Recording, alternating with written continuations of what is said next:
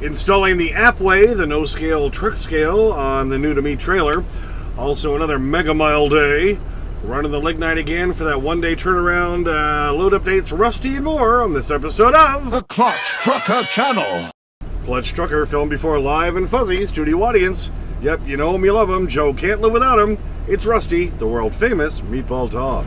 Hey YouTube, Clutch Trucker here. Thanks for tuning in to another edition of the Clutch Trucker Channel.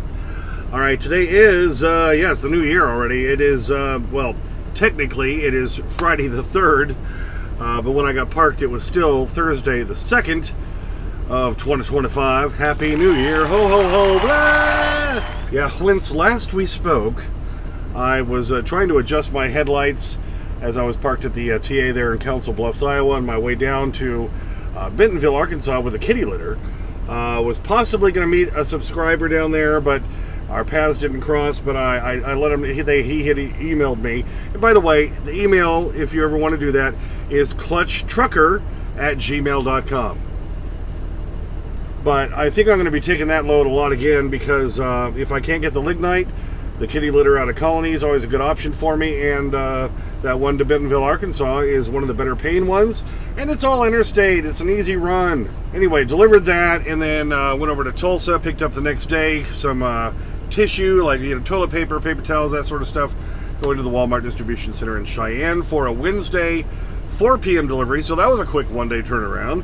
Then I had to shoot up as far north as I could get. I made it to Orange Junction, Wyoming, Wednesday night, late Wednesday night. Had to do just the 10-hour break, go pick up the lignite, and then haul my ass all the way over to towards Wisconsin, because of course this one delivers by 2:30 p.m. tomorrow afternoon, and of course I had an hour against me going from Mountain Time to Central Time. So put some pretty impressive numbers up. Look at this.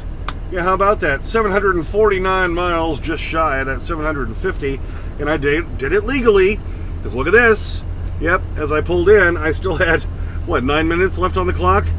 So, yeah, you can do that. Well, and of course, speed limit across South Dakota is 80 miles an hour, so you can make up some time. What do you think?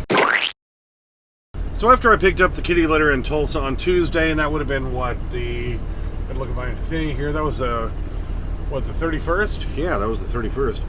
Okay, then as I was going up through Wichita, I did pick up a couple of things I needed to put on the appWeigh. I'm a big believer in the appWeigh. Am I holding it correctly? I'm holding it upside down.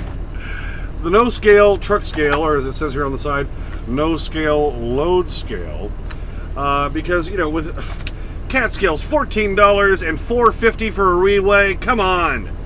When I started driving a truck 15 years ago, it was $8 for the first weigh and 50 cents for the reweigh. Boy, they're just robbing us, aren't they? So this is a great way to get a pretty good estimation of what your load weighs. All you got to do is you put these little sensor things onto your, see, here's what it looks like, this thing right here. Okay, that goes onto a little post like this. You put it on a tube like that. You put it on a junction like this. And you just put it like, for the truck, I just put it on to the air lining leading into one of my truck airbags for the rear axle. And then I decided, I've been meaning to get it on the trailer. Thanks to Tony, Tourette's Trucker. Great guy. If you haven't watched his channel, please go do so.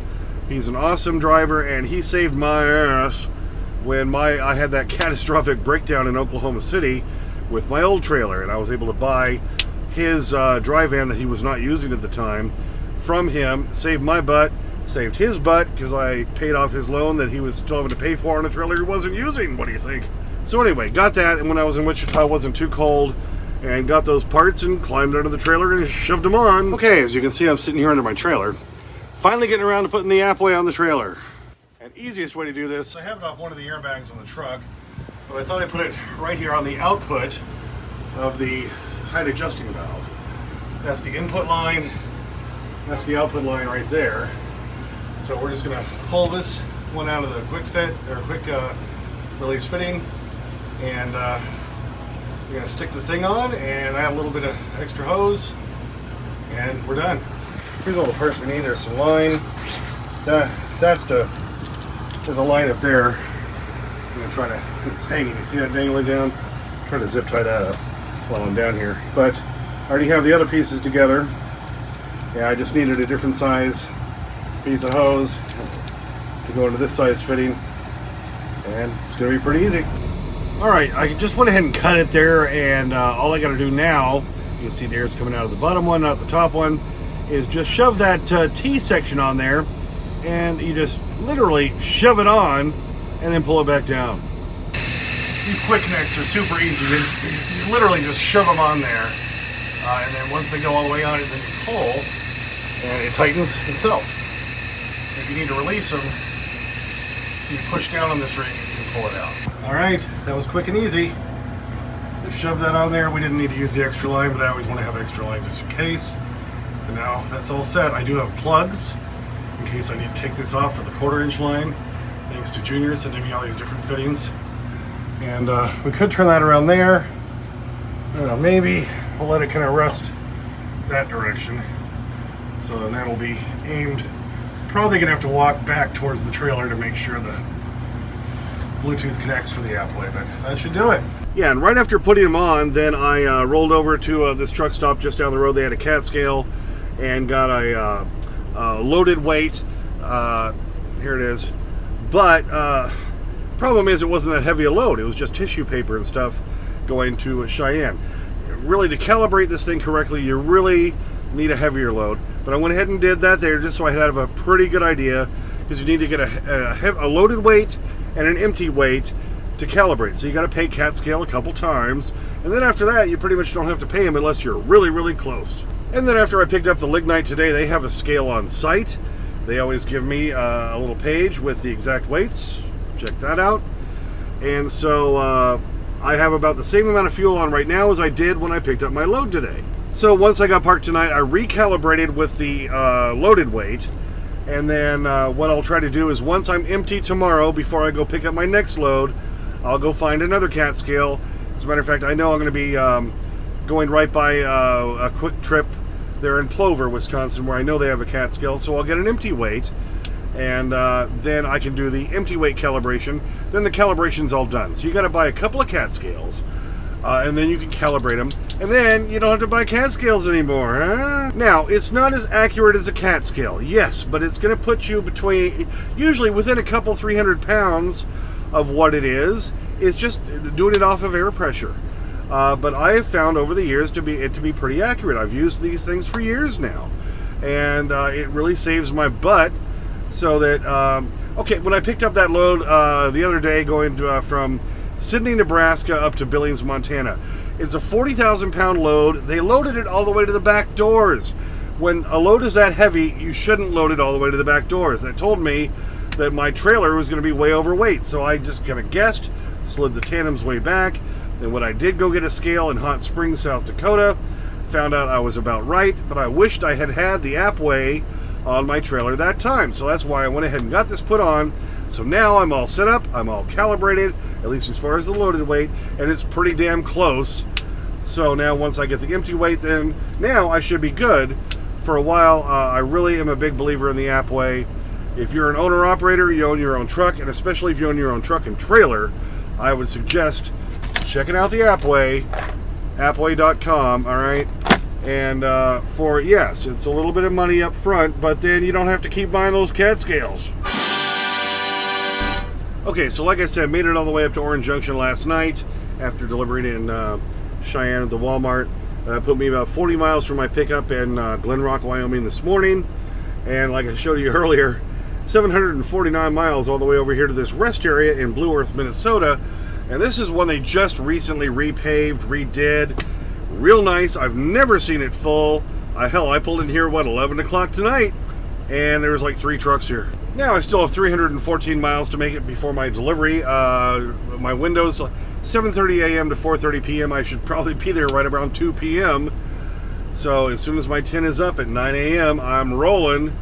That's why these one-day turnarounds on this lignite is tough, but you know, I've done it a few times. As long as the weather's good and the roads are good, you can do it. It's just tight. And then I booked another load I'm going to pick up somewhere in Wisconsin. I can't remember. Oh, Wisconsin Rapids, Wisconsin, about 50 miles away from where I deliver.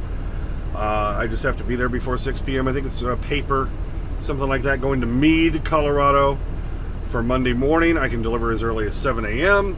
and then I'll shoot back up to Glen Rock and do the lignite one more time. Oh, by the way, cold as hell here tonight. 11 degrees, feels like -6. Yeah, look at that. Hello! But at least there's not snow and ice, so that's all I care about. Well, thanks for tuning in for that one. Yeah, I got to do a short break tonight. So it's a good time for me to do a video because this gives me something else to do to try to kind of wind down from the road and all that. And then Rusty gets his you-know-what, baby. Right, Rusty? I know you're buttering me up. You're just waiting for it. Thanks for tuning in. Please subscribe. Please like and comment.